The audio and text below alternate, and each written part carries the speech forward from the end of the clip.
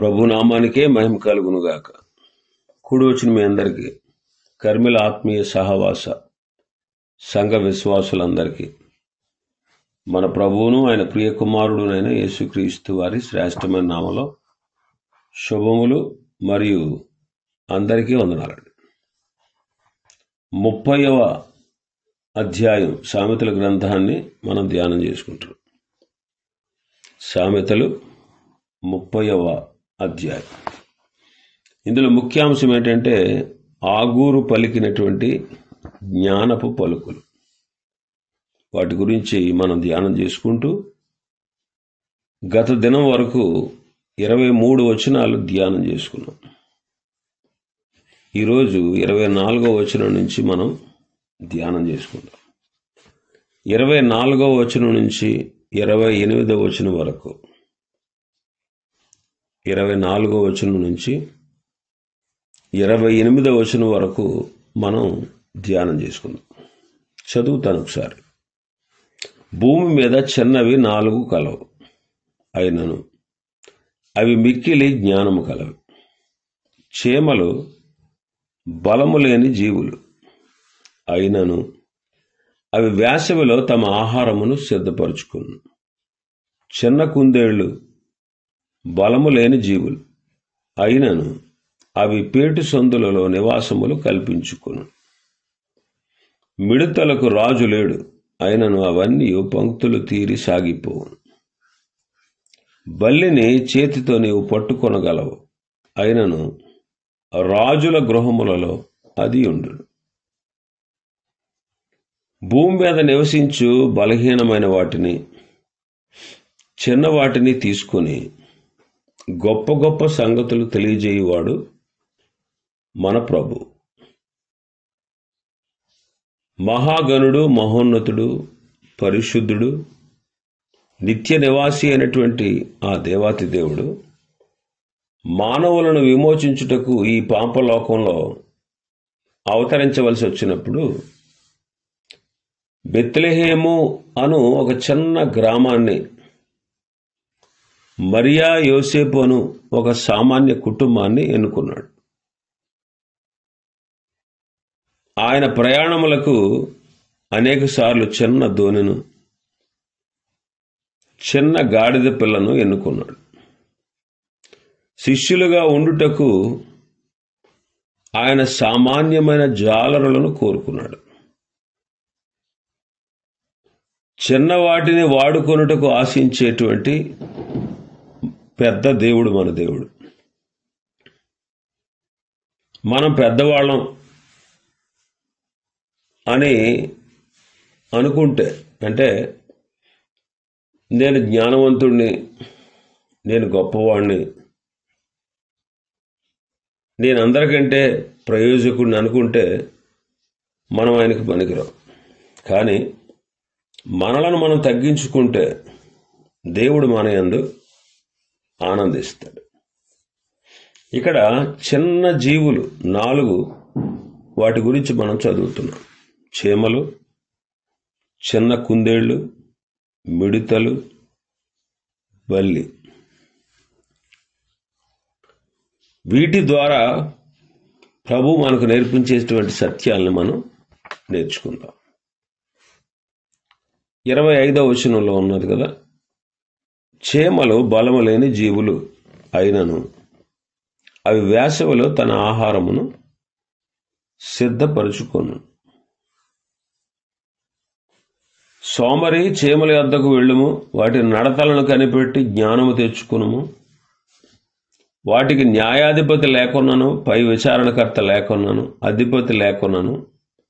అవి వేసవి కాలమందు ఆహారము సిద్ధపరుచుకొనును, కోత కాలమందు ధాన్యము కూర్చుకొనును అని 6వ అధ్యాయం 6వ వచనం నుంచి 8వ వచనం వరకు మనం చదువుతాం సామెతల్లో.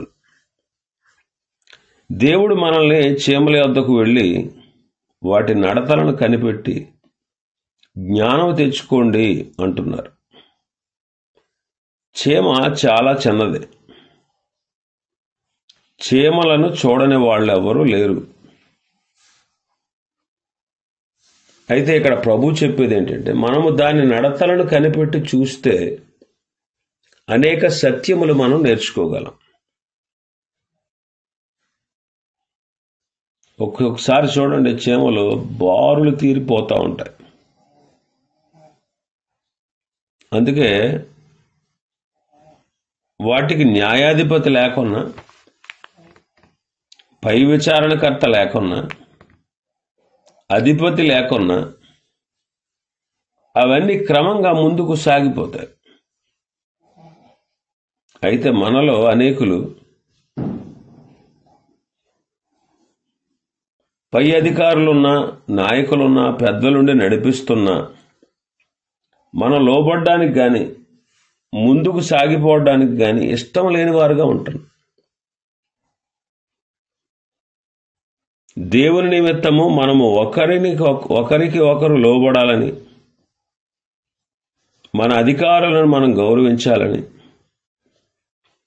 పెద్దలకు లోబడి ఉండాలని,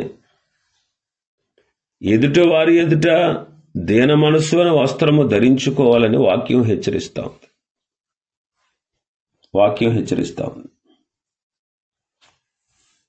అవును, వాటికి న్యాయాధిపతి లేకున్నాను అవి ఒకదానితో మరొకటి పోట్లాడుకోకుండా ఏ చీమకు దొరికిన ఆహారాన్ని ఆ చీమే తిని,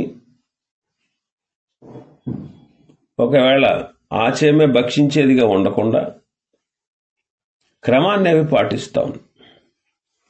మనకు చూడండి, చట్టాలు ఉన్నాయి, న్యాయం ఉంది, న్యాయాధిపతులు ఉన్నారు, అధికారులు ఉన్నారు, అనేకులు ఉన్నప్పటికీ ఒకరికి ఒకరు అన్యాయం చేసుకునేవారుగా,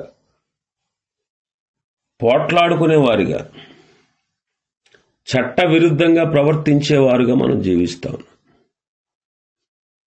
అందుకే దేవుడు మనల్ని చీమల దగ్గరికి వెళ్ళి, రే బాబు, చీమలను చూసి బుద్ధి తెచ్చుకోండిరా అని ప్రభు హెచ్చరిస్తున్నాడు.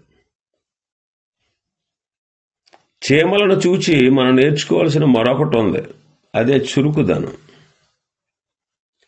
అవి సోమరితనానికి చోటివ్వవు, ఆసక్తితో పనిచేస్తాయి. కానీ ఈనాటి మనుషులు సోమరిపోతులై, కొందరు ఏ పని చేయనొలక పొరల జోలికి పోతూ ఉన్నవారుగా తయారవుతూ ఉన్నారు. కొందరు ఏ పని చేయరు, సోమరితనంతో ఉంటారు. ఇంట్లో ఇతరులు వాళ్ళని ఇబ్బంది పడుతూ ఉంటారు. పొరల జోలికి పోవారుగా అంటే తల్లిదండ్రి పోషిస్తున్నారు, తల్లిదండ్రి కష్టపడి పనిచేస్తున్నారు అనుకోండి. కొంతమంది పిల్లలు సోమరితనంతో ఏ పని చేయకుండా తల్లిదండ్రులు కొట్టి తిట్టి వాళ్ళ దగ్గర ఉన్న డబ్బులు అవన్నీ తీసుకుపోతూ ఉంటారు. సోమరివాని హృదయం అంట సాతానుకు కర్మాగారం అని ఒక భక్తుడు అన్నాడు. అనేకులు తమ హృదయాలను సాతాను తలంపులతో నింపుకొని తిని త్రాగి నిద్రమత్తుతో ఇతరులకు ఆటంకంగాను నష్టాలు కలిగించేవారుగా ఉన్నారు.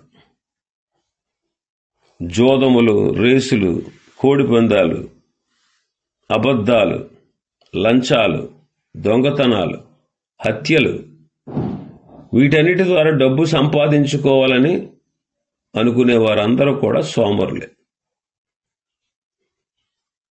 దేవుడు మనలను కష్టపడి న్యాయపరమైనటువంటి సంపాదనను పొంది మనం దీవించబడాలని ఆయన కోరుతూ ఉన్నాడు. ఇంకా మనం చూస్తే చీమలను చూడండి, అవి ఎంతో చక్కగా క్రమంగా నడుస్తాయి, ఒకదానికొకటి సహకరించుకుంటాయి, కష్టపడి పని చేస్తూ ఉంటాయి.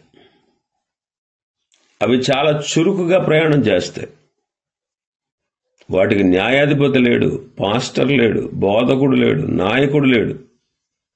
కానీ అవి ఎంతో క్రమశిక్షణతో నడుచుకుంటాయి.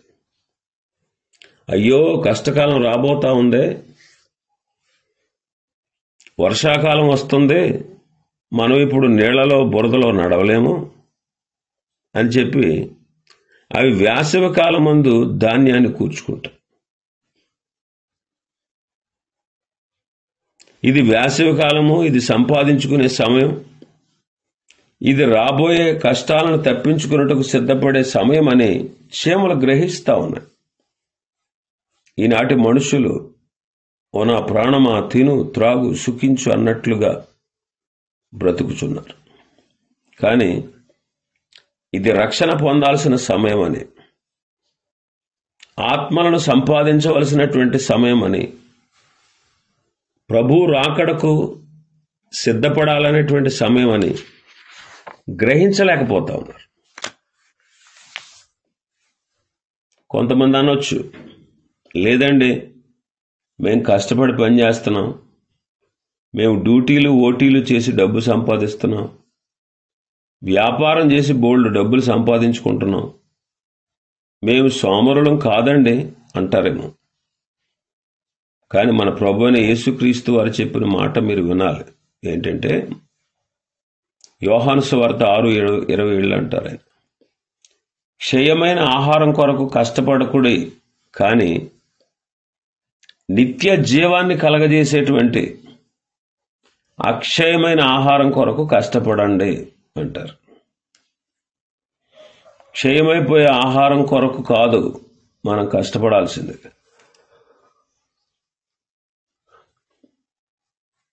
నిత్య జీవాన్ని కలగజేసే అక్షయమైన ఆహారం కొరకు మనం కష్టపడాలి. నిజమేనండి, మనం కష్టపడాల్సింది క్షయమైన ఆహారం కొరకు కాదు. అలాగని కష్టపడకుండా ఉండమని చెప్పట్లేదు. ఈ లోకంలో నశించిపోయేటటువంటి స్థిరము కానటువంటి సంపాదన కాదు మనం ప్రాధాన్యత ఇవ్వాల్సింది. ఎందుకంటే ఉగ్రత దినమందు ఆస్తి అక్కరకు రాదు అని మనం చదువుతాం. ఈ లోకంలో నశించున్నదైన సంపాదన స్థిరమైనది కాదు. ఉగ్రత దినమునకు ఆస్తి అక్కరకు రాదు. మన ధనముతో పాటు మన ధనము మనతో పాటు పరలోకానికి రాదని మనం గ్రహిస్తే క్షయమైపోయేటువంటి ఈ ద్రవ్యాన్ని ఖర్చు పెట్టి అక్షయమైన ఆహారాన్ని సంపాదించుకుంటాం. యేసుక్రీస్తు ప్రభువారు చెప్పిన మాట ఏంటంటే మత్తయి సువార్త 4:4 మత్తయి సువార్త 4:4 ఆయన చెప్పిన మాట ఏంటంటే, మనుష్యుడు రొట్టె వలన మాత్రము కాదు గాని దేవుని నోట నుండి వచ్చు ప్రతి మాట వలనను జీవించును అని హెచ్చరించారు.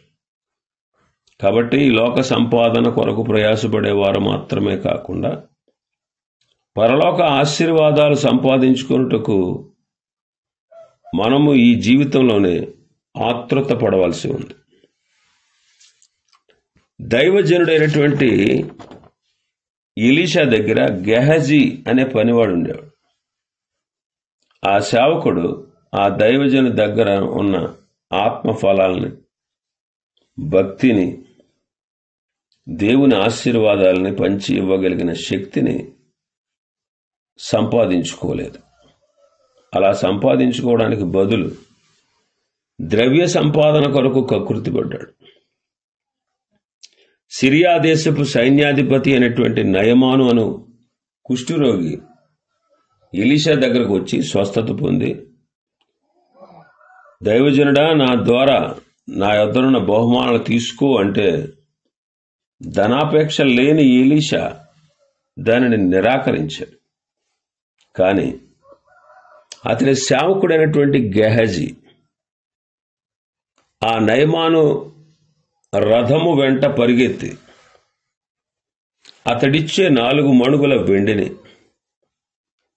2 దుస్తుల బట్టలను తీసుకొని ఇంటిలో పెట్టుకొని ఏమీ ఎరగని వాడుగా వచ్చి ఎలీషా ముందు నిలబడ్డాడు. అప్పుడు ఎలీషా గారు అంటారు, ద్రవ్యములు, వస్త్రములు, ఒలీవ తోటలు, ద్రాక్ష తోటలు, గొర్రెలు, ఎద్దులు, ధనధాన్యాలు సంపాదించుకోవడానికి ఇది సమయమా? ఆ నయమానును విడిచిన కుష్టు నీకును నీ ఇంటి వారికి తరతరములు ఉండును అన్నాడు. గెహజీ వెండిని వస్త్రమును సంపాదించుకున్నాడు గాని వాటితో పాటు కుష్టు రోగమును కూడా పొందుకున్నాడు. నిజమేనండి, అబద్ధముతో, మోసముతో, అన్యాయంతో డబ్బు సంపాదించుకున్న వాళ్ళు పాపపు కుష్టు అనేటువంటి రోగంలో ఉన్నారు. అది మెల్లమెల్లగా మనం తినేసి చివరకు చంపివేసింది. అందుకే యేసయ్య అన్నారు, మనం ఒక మనుష్యుడు లోకమంతా సంపాదించుకొని ప్రాణమును పోగొట్టుకుంటే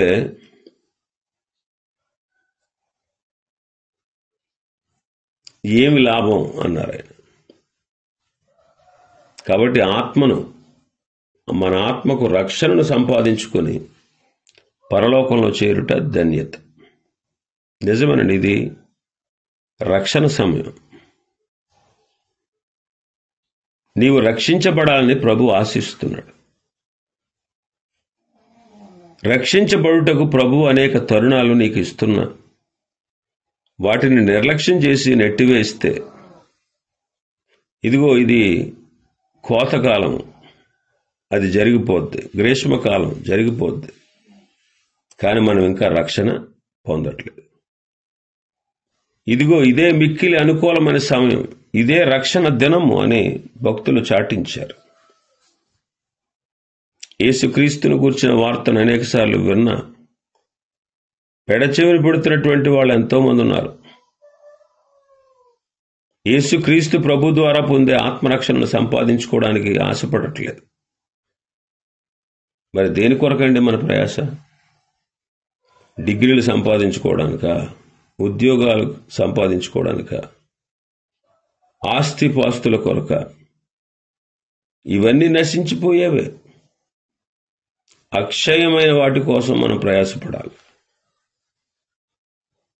ఆత్మరక్షణ పొందుటకు, ఆధ్యాత్మిక ఆశీర్వాదాలు పొందుకున్నటకు, శాంతి, సమాధానము, ప్రేమ, దయ, దీర్ఘశాంతము, ఆశా నిగ్రహమును, ఆత్మఫలములను సంపాదించుకున్నటకు మనం ఆశపడాలి. చీమలు మనకు బుద్ధి చెబుతా ఉన్నాయి. కష్టకాలం రాబోతా ఉంది, ఇప్పుడే మీరు ఆహారాన్ని సిద్ధపరచుకోండి అని చెబుతా ఉన్నాయి. నిజమేనండి, దేవుని వాక్యము దొరకని దినములు రాబోతా ఉంది. ఆమోసు గ్రంథంలో మనం చదువుతాం, రాబోవు దినముల యందు దేశములో నేను క్షామము పుట్టింతును, అది అన్నపానములు లేకపోవుట చేత కలుగు క్షామము కాక యెహోవా మాటను వినకపోవుట వలన కలుగు క్షామముగా ఉండును. ఇదే యెహోవా వాక్కు. కాబట్టి జనులు యెహోవా మాటను వెదకుటకై ఈ సముద్రం నుండి ఆ సముద్రం వరకు, ఉత్తర దిక్కు నుండి పడమర దిక్కు వరకు సంచరించుదురు, కానీ అది వారికి దొరకదు అంట. కాబట్టి సమయం ఉన్నప్పుడే, దేవుని వాక్యము సమృద్ధిగా దొరుకుచున్నప్పుడే ఆ వాక్యాన్ని మన హృదయంలో భద్రపరుచుకోవాలి. నీ చేతిలో ఉన్న బైబిల్ గ్రంథాన్ని ఎవరైనా లాగివేసినా కానీ నీ హృదయంలో ఉన్నటువంటి దేవుని వాక్యాన్ని ఎవ్వరూ నీ వద్ద నుండి తీసివేయలేరు.